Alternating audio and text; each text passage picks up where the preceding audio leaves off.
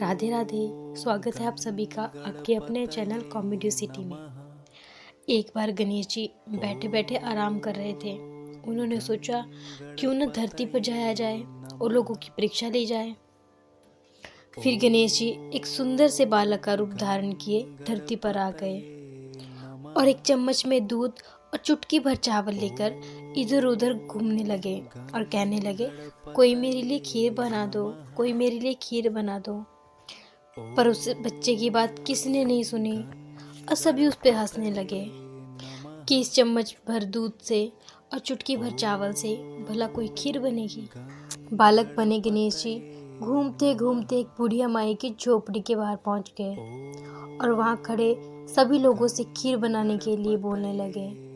तो उस बूढ़ी माई ने कहा, लाओ बेटा, मैं तुम्हारे लिए खीर बना देती हूँ। वो बुढ़िया बहुत ही गरीब थी। उसके घर में एक छोटा सा बर्तन था। उसमें बूढ़ी माई ने चावल और दूध डाल दिया खीर बनाने के लिए।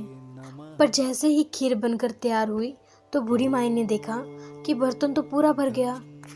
अब माई ने खीर बड़े बर्तन में डाल दी। फिर माई ने देखा कि खीर का वो छोटा सा पतीला फिर भर गया। तो उन्होंने घर के सभी बर्तनों में खीर डाल दी, पर छोटी पतीली तो अभी भी भरी थी। बूढ़ी माई कहने लगी कि लाला, मेरे पास तो बस इतने ही बर्तन हैं, अब मैं खीर किस में डालूं और हम इतनी सारी खीर का करेंगे भी क्या। तो बालक ने कहा, माई, गांव के सभी लोगों को खीर का न्योता दे आओ। आज तुम अपने घर में सभी को खीर खिलाना। बूढ़ी माई ने वैसा ही किया। सभी गांव वालों के पास गई और कहने लगी कि मेरे घर में आज खीर बनी है, खीर खाने ज़रूर आना, खीर खाने ज़रूर आना। और सभी ये सुनकर हंसने लगे कि इसके घर में खुद के खाने को तो होता नहीं और हम लोगों को खीर खिलाएगी। कुछ लोग बोले, चलो कोई बात नहीं, उसका मजाक ही बना आएंगे, पर घर से खाकर चलेंगे वरना भूखे ही आना पड़ेगा। कुछ लोग बोले, अरे खाना तो आकर भी खा लेंगे, पहले देखे तो बुढ़िया कौन सी खीर खिला रही है।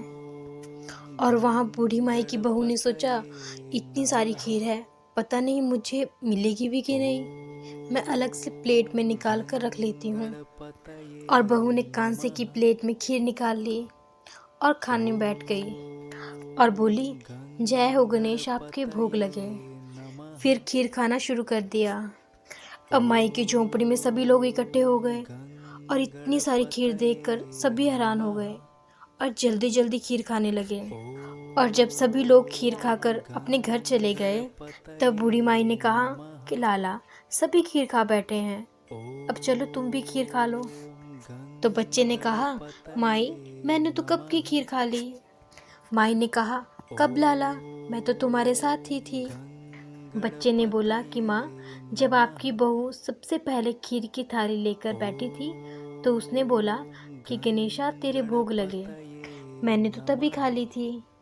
ये कहकर गणेश भगवान अपने असली रूप में आ गए। ये देखकर बूढ़ी माई बहुत खुश हुई और खुशी से रोने लगी। गणेश भगवान ने उन्हें सदा सुखी रहने का आशीर्वाद दिया, जिससे बूढ़ी माई की झोंपड़ी के महल बन गए, उनके नौकर चाकर हो गए, पैसों के भंडार हो गए।